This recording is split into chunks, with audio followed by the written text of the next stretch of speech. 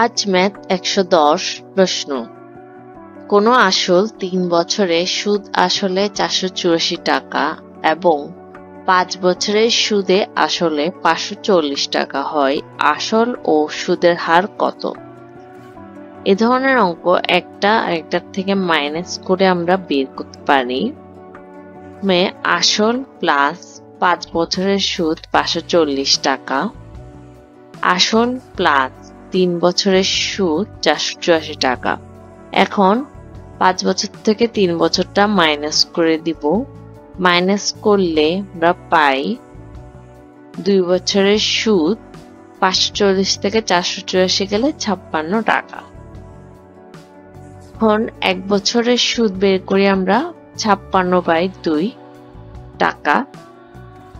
এখন ৩ বছরের সুদ, ছোটটা ধরবো, ৩ বছরের সুদ ৫৬ গুণ ৩ ভাগ ২ টাকা, তার মানে ৮৪ টাকা।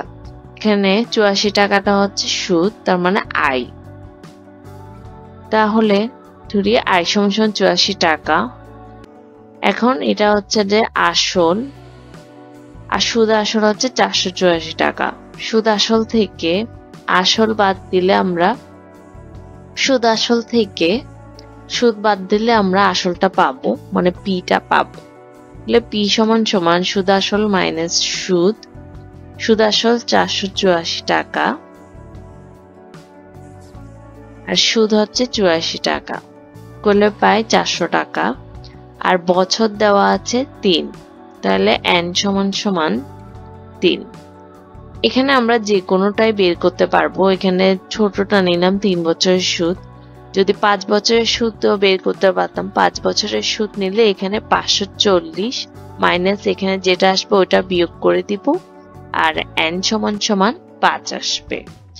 তাহলে আমরা আসল তো পেলাম, আসল হচ্ছে ৪০০ টাকা। এখন সুদের হার বের করব।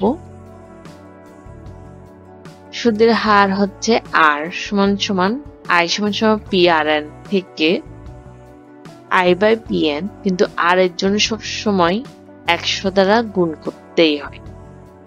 এখন মানগুলো বসিয়ে পাই, আই এর মান বসালাম গুণ ১০০, পি এর মান ৪০০, এন এর মান ৩। এখন ক্যালকুলেশন করলে পাই ৭%, অর্থাৎ সুদের হার ৭%। এটাই উত্তর। আল্লাহ হাফেজ।